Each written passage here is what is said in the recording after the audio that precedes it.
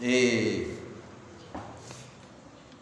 je me réjouis de pouvoir partager ce moment avec vous et apporter la parole de Dieu ce matin.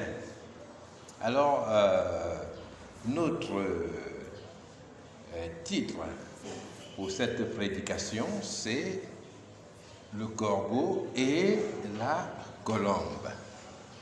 Et non, ce n'est pas une fable de La Fontaine, n'est-ce pas, hein?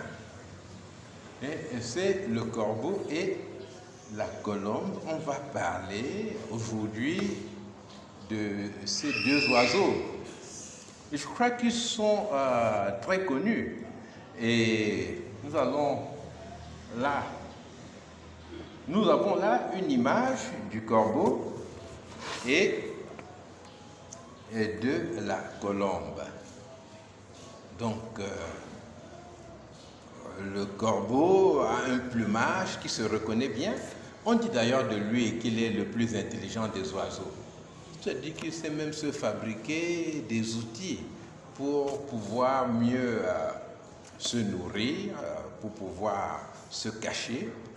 Et nous avons la colombe aussi qui ressemble à un pigeon, un peu plus petite qu'un pigeon. Et on dit beaucoup de choses du corbeau, généralement. Dans la Bible, le corbeau était considéré comme un animal impur. Dieu avait fait une classification des animaux, ce qu'on pouvait offrir en sacrifice, et le corbeau était parmi ceux qu'on ne pouvait pas offrir en sacrifice. Mais lorsque le prophète Élie annonce une grande sécheresse, une famine, eh bien, ce sont des corbeaux que Dieu envoie le nourrir.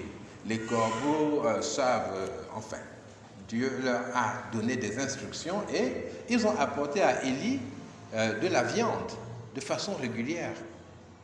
Et ils se sont occupés du prophète Élie. Et le corbeau est méprisé en général à cause du rôle de charognard qu'il se donne.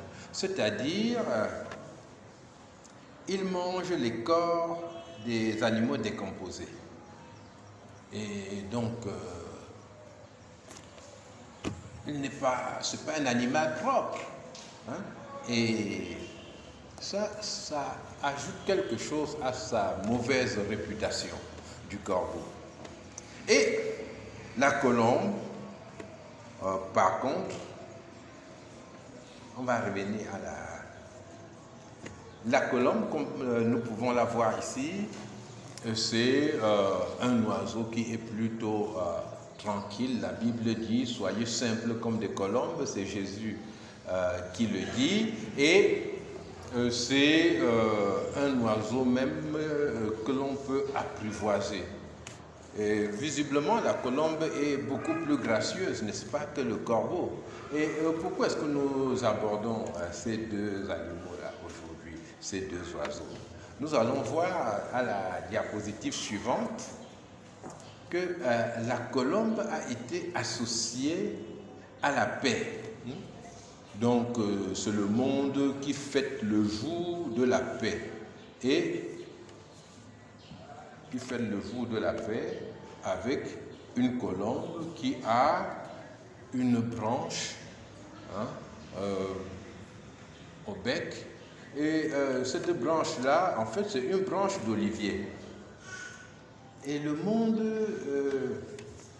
le fait en régnant Dieu. Mais ils ne savent pas que ce symbolisme-là provient de la Bible. La colombe qui est associée à la paix, c'est parce que dans la Bible, nous avons une histoire particulière, une histoire extraordinaire, qui est celle d'un cataclysme mondial, qui est celle d'une catastrophe extraordinaire, c'est le déluge, où toute l'humanité est détruite, sauf Noé et sa famille, qui sont dans une arche, dans l'arche que Noé a prise beaucoup de temps pour construire sous la direction de Dieu. Et Noé et sa famille sont sauvés à travers l'arche du déluge. Et la colombe est l'oiseau qui ramène à Noé un grand espoir, qui lui annonce que voilà, ça va déjà. Il lui ramène un rameau d'olivier et cela signifie que les arbres ont commencé à bourgeonner et le déluge est en train de s'achever. Donc, la colère de Dieu s'est apaisée et la colombe annonce donc la paix entre Dieu et les hommes.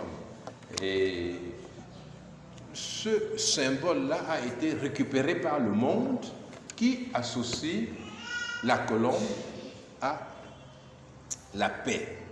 Et je crois que c'est bien que nous lisions l'histoire, n'est-ce pas? Il y a cette histoire dans la Bible.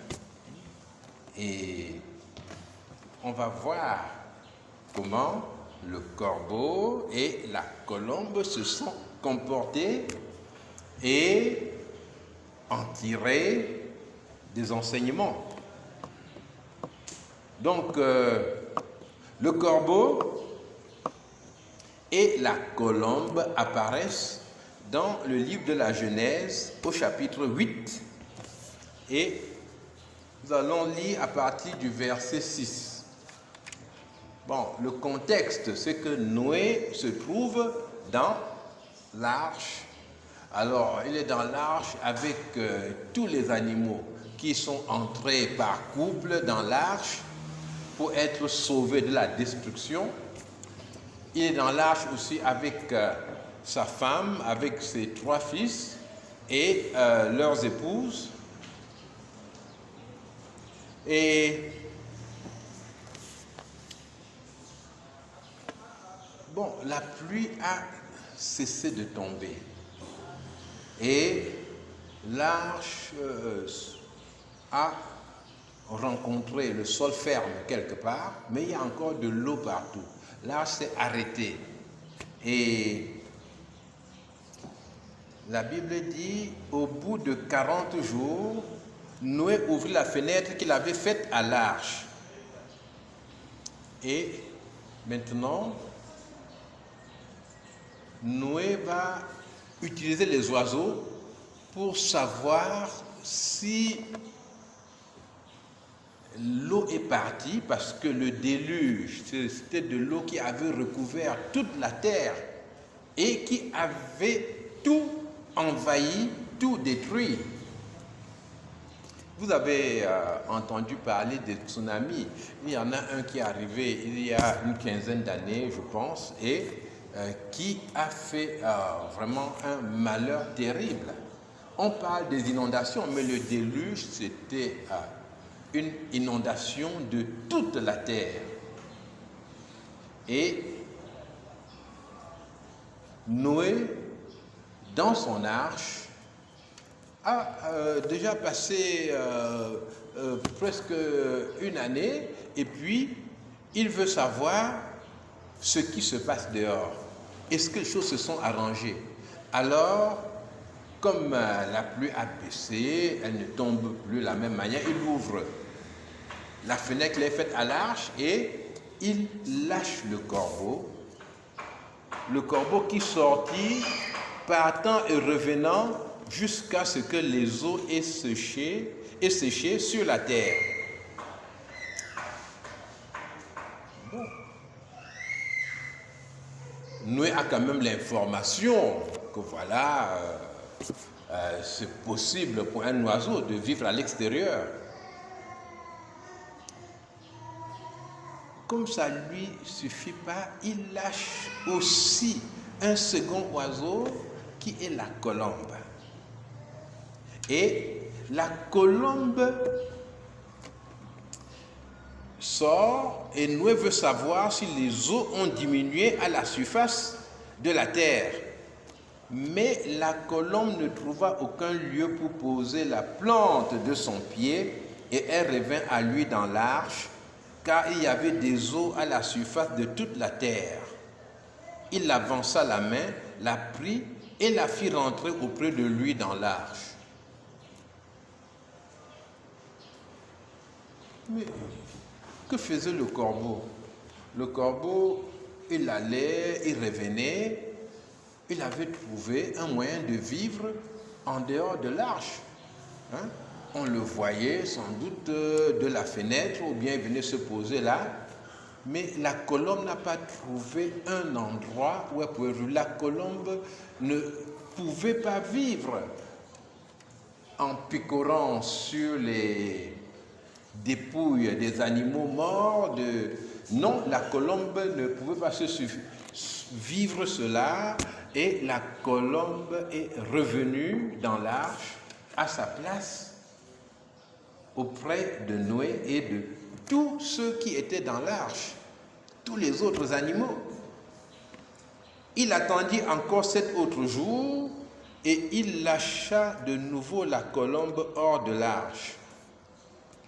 La colombe revint à lui sur le soir et voici, une feuille d'olivier arrachée était dans son bec. Noé connut ainsi que les eaux avaient diminué sur la terre. Mais comme la colombe était revenue, Noé s'est dit qu'elle n'avait pas été capable de se faire un nid quelque part. Donc il s'est dit les eaux ont diminué, mais ce n'est pas encore la terre sèche. Il attendit encore 7 autres jours. Et il lâcha la colombe et elle ne revint plus à lui. L'an 601, le premier mois, le premier jour du mois, les eaux avaient séché sur la terre. Noé ôta la couverture de l'arche, il regarda et voici la surface de la terre avait séché. Ceci est la parole de Dieu. Amen. Alors, je vois les enfants sont là aujourd'hui. Entre les deux animaux, le corbeau et la colombe, lequel a été vraiment utile pour Noé? Est-ce qu'un enfant peut me dire, oui, toi? Ah, la colombe, ça c'est bien, merci beaucoup. La colombe a été utile pour Noé. Alors, le corbeau est classé comme l'oiseau le plus intelligent. Hein? Malgré son allure qui est plutôt un peu effrayante, n'est-ce pas? Ce n'était pas tout petit, mais si on voit un très gros corbeau dans la nuit, je crois que on sera sans doute inquiété. D'ailleurs, on va voir les dessins. Voilà un dessin du corbeau, hein, ici. Et l'autre dessin, c'est les mains de Noé qui reçoivent la colombe qui revient dans l'arche. Et les deux oiseaux sont quand même bien opposés. L'intelligence du corbeau n'a pas servi beaucoup. Simplement, Noé a su qu'un oiseau qui pouvait se contenter des dépouilles, des corps en décomposition, pouvait vivre à l'extérieur. Et le corbeau va et il revient, mais on ne dit pas que le corbeau est rentré dans l'arche. Le corbeau, c'est quelqu'un de très très actif. Ça s'appelle l'activisme. Il court, il tourne autour de l'essentiel, mais il ne fait pas ce qu'il faut faire. Et en général, les activistes s'occupent de choses secondaires. Et il ne faut pas être un corbeau dans l'Église. le corbeau ne va pas s'intéresser à la parole de Dieu, mais il va plutôt être impliqué dans telle autre activité. Il va même trouver de nouvelles activités, mais qui n'apportent rien de spirituel. Et l'activisme du corbeau ne permet pas à ceux qui sont dans l'arche d'avancer. Ça ne leur permet pas de savoir ce qui se passe en réalité. Donc le corbeau se rend finalement inutile. On sait seulement qu'il part, il revient et on le voit passer. Et aussi, le corbeau est capable de s'installer sur la dépouille d'un animal mort et de continuer à s'en nourrir. De vivre comme cela dans la pourriture et d'estimer que ça va, il se nourrit, il est en santé et puis c'est bon. Et cela représente la persévérance dans le péché. Dans l'Église, les corbeaux, ce sont les personnes qui ne sont pas du tout sensibles à la voix du Saint-Esprit, qui sont capables de continuer à être là, à faire beaucoup de choses, mais en s'installant tranquillement dans le péché, dans des ordures, qui continuent à vivre une vie qui déplaît à Dieu. Par exemple, des gens qui choisissent de vivre. Il dit, je vais vivre en concubinage, et puis il le justifie d'une façon ou d'une autre. Ou bien, on va maintenir une relation amoureuse, mais que Dieu n'aime pas. Et dans son cœur, on est jugé, mais on continue avec cela. On s'installe dans le péché. C'est ça le corbeau. Et on continue à dire, je vais servir Dieu. On a beaucoup d'activités, mais ces activités-là ne glorifient pas le Seigneur. Parce qu'au fond, la source dont on vit, eh bien, c'est la pourriture. Alors, est-ce qu'on est un corbeau ou bien on est une colombe? La colombe, par contre, n'a pas trouvé un lieu où poser son pied. C'est vraiment une traduction littérale que fait Louis II. Dans les versions modernes, on parle de la colombe qui n'a pas trouvé un endroit où s'abriter, qui n'a pas trouvé un nid, mais dans le texte, dans la langue d'origine de ce texte, c'est vraiment un lieu où poser son pied, comme Louis II traduit. Et elle ne vit pas de charogne, elle ne vit pas de détritus. Elle mange des graines, elle mange des feuilles et elle ne cherche pas de corps en décomposition. La colombe, c'est un oiseau qui choisit la propreté. Et quand nous sommes des colombes dans l'Église, nous choisissons la sainteté. Nous choisissons de nous soumettre à la pensée de Dieu. Et la colombe revient dans l'arche. L'arche représente Jésus-Christ. Et nous entrons dans l'arche de Dieu. Jésus nous prend avec lui et il nous préserve de la destruction du jugement de Dieu sur le monde. Et la colombe revient dans l'arche.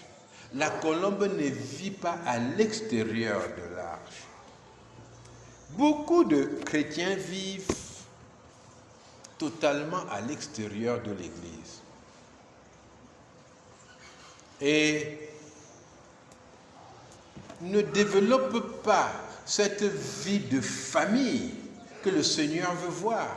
Il dit, c'est à l'amour que vous aurez les uns pour les autres, que le monde saura que vous êtes mes disciples. Mais il y en a beaucoup qui tiennent à ce qu'on ne les voit que le dimanche. C'est-à-dire le dimanche où ils viennent à l'église. Parce que au dimanche, on ne vient pas. Et on sent bien que lorsqu'on leur demande, mais pourquoi tu ne viens pas à l'église? On sent qu'ils se sentent, eux, agressés. Ils ne savent pas que pour les autres qui leur posent cette question-là, ben, c'est déjà un travail, n'est-ce pas? Qui pose une telle question avec joie? Il dit, pourquoi tu ne viens pas à l'église? Pourquoi on ne t'a pas vu dimanche? Pourquoi je ne te vois pas dans les réunions? Mais c'est une question difficile. On aimerait ne pas poser cette question. Et puis vaquer à ses activités, faire autre chose. Mais on doit leur poser cette question. Peut-être qu'ils ne le vivent pas bien. Et ne vous laissez pas transformer en un corbeau. Parfois aussi, je comprends, parfois les chrétiens ne sont pas conscients de toutes les provisions que l'Église a fait pour eux, de tout ce que l'Église met à leur disposition. Et nous avons abordé ici un thème, permettez-moi de revenir là-dessus, un thème sur le parler en langue. Hein. Et le frère Larry a la dernière fois apporté un témoignage, n'est-ce pas, sur sa vie, comment il a vécu ces choses. Et ça a suscité beaucoup de questions parmi vous. Beaucoup de questions. Plusieurs personnes m'ont parlé de cela pour avoir le point de vue de l'Église. Alors, n'hésitez pas, mais profitez de toutes les ressources que l'Église met à votre disposition. Hein. Donc, le mardi, l'étude biblique qui est faite est enregistrée. Elle existe sur Facebook. Et dans cette étude biblique, j'ai abondamment, mais vraiment de façon surabondante, parlé de ce thème. Et donc, ce sont les dernières études bibliques. Donc, c'est 1 Corinthiens 14, n'est-ce pas? Donc, profitez-en hein, pour ne pas vous sentir, mais parce que c'est un thème qui est très long, en discuter, ce sera toujours un peu long si vous n'avez pas toute la compréhension globale, n'est-ce pas, du thème. Donc c'est très très important que vous y participiez. Et vous pouvez participer à l'étude biblique à distance. Vous pouvez l'écouter après plusieurs jours. C'est un thème important. Et ne vous laissez pas pousser vers la marge et ce qui vous empêchera de participer à la vie de l'Église. Hein? Et saisissez bien les choses que Dieu vous donne et avançons ensemble, unis dans le service de Dieu, dans la discussion aussi, mais dans la prière commune, dans l'écoute de sa parole, dans un engagement commun pour lui. Donc, revenons à nos deux oiseaux. Hein. Donc, la colombe qui symbolise aussi le Saint-Esprit, puisque lorsque l'Esprit descend sur Jésus-Christ lors de son baptême, Jean voit l'Esprit descendre sous la forme d'une colombe. La colombe ici la colombe représente pour nous une personne dans l'Église de Dieu qui se laisse entièrement gérer, conduit par le Seigneur. La colombe fait confiance à Dieu. La colombe revient au milieu des autres. Et la colombe est utile pour les autres qui l'entourent. Donc, le corbeau, lui, il correspond aux personnes charnelles qui sont au milieu des croyants, mais qui ne marchent pas selon l'Esprit de Dieu. Le corbeau est indépendant. Il ne se soucie pas du bien-être des autres, ni de leur édification. Le corbeau pense avant tout à lui-même. Qui m'aime ici? Qui s'occupe de moi? Il n'a aucun plan pour pouvoir assister qui que ce soit parmi les enfants de Dieu. Donc, le chrétien corbeau est un être centré sur lui-même. Il n'a pas de place dans son cœur pour aimer vraiment les autres. Et pour lui, tout le groupe doit travailler, n'est-ce pas, en sa faveur. Chacun doit tout mettre en œuvre pour qu'il se sente bien, pour qu'il s'épanouisse.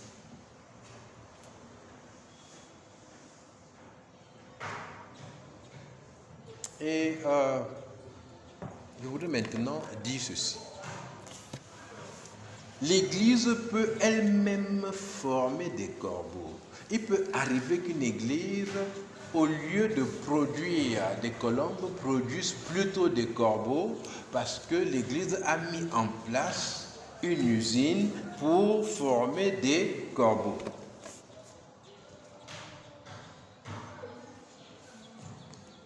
Pour former des corbeaux, c'est très simple. Il suffit de donner des rôles importants au corbeau. C'est-à-dire diriger le corbeau en un modèle. C'est-à-dire, Noé dit, voilà, le corbeau qui est sorti là, vous voyez, il faut faire comme lui. Regardez, le corbeau est en train de voler, il bouge, il avance, hein? Il est dynamique. Vous faites quoi ici? Vous n'êtes pas dynamique. C'est comme ça, par exemple, que les familles forment les femelles, n'est-ce pas? Hein? On dit, depuis que tu travailles, pourquoi tu n'as pas l'argent comme tel là? Hein? Tu dis qu'il a volé, alors, mais est-ce qu'on l'a attrapé? Mais fais aussi. Je fais quoi? Mais tu voles, non? Voilà ce qu'on lui dit. Nous pouvons former des corbeaux, pouvons donner l'impression aux personnes qui nous écoutent que la vie chrétienne n'est qu'une simple hypocrisie. Pouvons leur donner l'impression que nous récompensons plutôt les personnes qui ont juste une apparence chrétienne et qui mènent une autre vie à l'extérieur. Ça, c'est la société. La société demande que tu fasses ton travail. Si tu peux faire ton travail, hein, alors la société estime que ça suffit. En marge de ton travail, tu vis comme tu l'entends. Hein. Donc, la société estime que si quelqu'un a fait ce qu'il doit faire au boulot, il peut battre sa femme, il peut mentir au quartier, mais il fait bien son boulot, on est content de lui là-bas sur le plan professionnel. Mais le Seigneur demande nos cœurs. Et l'Église doit faire attention. Et c'est pour cela que le Saint-Esprit agit pour empêcher que l'Église devienne un centre de formation de corbeaux. Quand l'Église était sans formation de corbeau, nous allons vers ce que la Bible appelle l'apostasie. C'est-à-dire, à la fin, on fait le mariage pour tous, n'est-ce pas? Un homme peut épouser un homme. À la fin, on cherche quel poste on va donner même au polygame dans l'Église. Il est polygame, il est actif, il soutient l'Église. Donnons-lui aussi un titre. Hein? C'est quoi? Il est polygame, mais on ne va pas le jeter. Et l'Église devient une sorte de vaste tontine fondée uniquement sur les apparences. Une église comme ça peut tenir longtemps, hein, faites attention. J'ai vu une tontine où ils disaient que leur tontine existe depuis 200 ans. Je lui dis, mais enfin, soyez sérieux. Comment depuis 200 ans? Bon, ils avaient exagéré, mais leur tontine était vraiment une vieille tontine, où les grands-pères avaient été dans cette tontine, les pères, maintenant c'était les grands, et puis les enfants aussi s'inscrivaient. Une tontine peut tenir longtemps. Par exemple, vous avez les nations. Quand on parle de la France, ça existe depuis des siècles, la France. Et ça tient. Par conséquent, ça parce qu'un groupe tient pendant longtemps, que c'est un groupe qui sert le Seigneur. L'Église n'est pas une tontine. L'Église est le corps de Christ. Et l'Église, c'est l'expression visible de l'Église invisible qui est en Christ elle-même, cette fiancée de Christ, cette épouse de Christ. Et l'Église doit marcher dans la sanctification. Et tant que dans l'Église, il y a des personnes qui choisissent la sanctification, eh bien, le Saint-Esprit est à l'œuvre.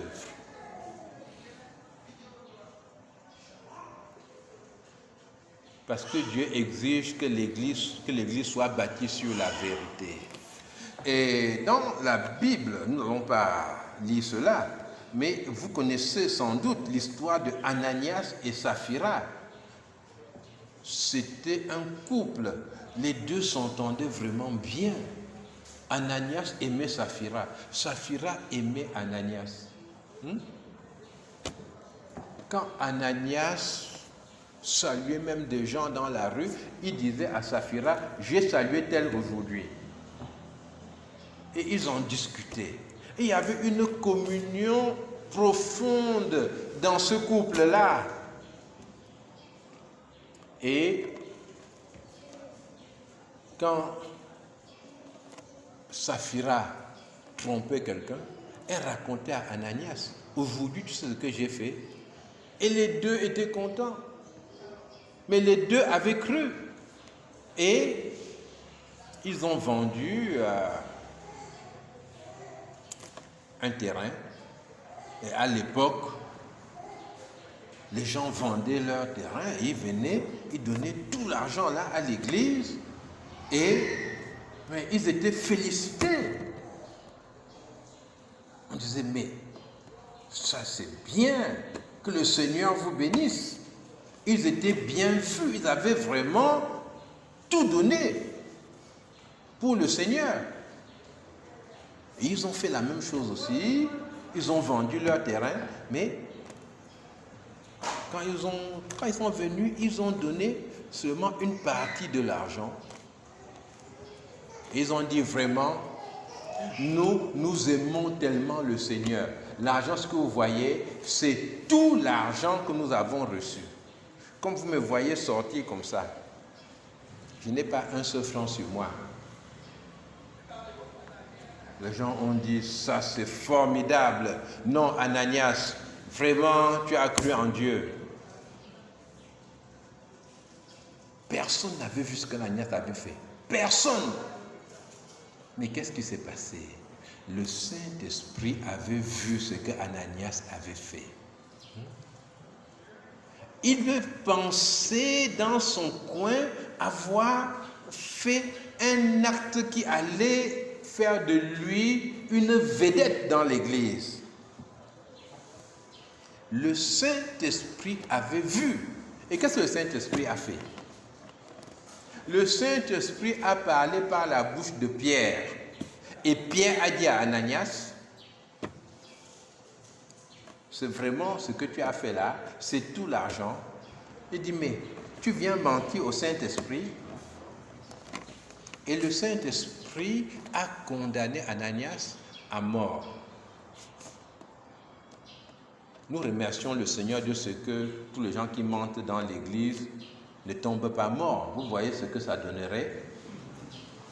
Qu'on demande qui a lu la Bible selon le calendrier que vous avez. Tu te dis, ça fait déjà 2 semaines que... bon, moi j'ai lu, alors que tu n'as pas lu. Hein? Mais si tu meurs, c'est grave, non? Mais Dieu est bon envers nous, parce que si on devait mourir comme ça, il y aurait beaucoup d'enquêtes, n'est-ce pas? Il est mort dans l'église, qu'est-ce qui s'est passé? Mais le Seigneur est bon, sa patience nous pousse à la repentance. Mais là, Dieu a voulu donner un enseignement clair. Et Ananias est mort. Quand sa femme est venue, la même question lui a été posée par l'apôtre Pierre. Elle a dit c'est ça. Et sa femme aussi est morte. Alors, c'est certain que beaucoup de gens ont été fâchés contre Pierre. Que, mais Pierre, là, toi-même, tu avais régné Jésus, non? Je me dis, je pense par exemple à un frère de Ananias qui apprend qu'Ananias est mort. Il dit, il est mort comment? On dit, c'est Pierre qui a parlé. Il a dit, allez, c'est terminé pour toi, et il est mort. Il dit, mais Pierre, qui a péché plus que toi sur cette terre? Hein? Tu réunis Jésus, tu ne le connais pas. Maintenant, l'autre fait seulement ça et tu le tues. Mais c'est là qu'il y a l'erreur. Ce n'est pas Pierre qui les avait tués. Pierre n'avait pas envie de les voir mourir. Pierre a ouvert la bouche poussé par le Saint-Esprit. Pierre ne pouvait pas faire autre chose que de dire ce qu'il avait dit. C'est le Saint-Esprit qui les a tués tous les deux, qui les a condamnés et les a ôtés de l'Église, en sorte que la crainte de Dieu s'est répandue parmi les croyants. Est-ce qu'il faudrait que l'Éternel délivre comme cela son Église de tous les corbeaux? Non! Dieu veut conduire les corbeaux à devenir des colombes. L'Esprit de Dieu souffle. La Bible dit, si tu entends sa voix, n'endurcis pas ton cœur. Parce qu'en endurcissant ton cœur, qu'est-ce qui se passe? Dans la deuxième épître aux Thessaloniciens, au chapitre 2, au verset 9, le Seigneur dit que des jours terribles vont arriver. Et parlant de l'Antéchrist, il dit que l'apparition de l'Antéchrist va se faire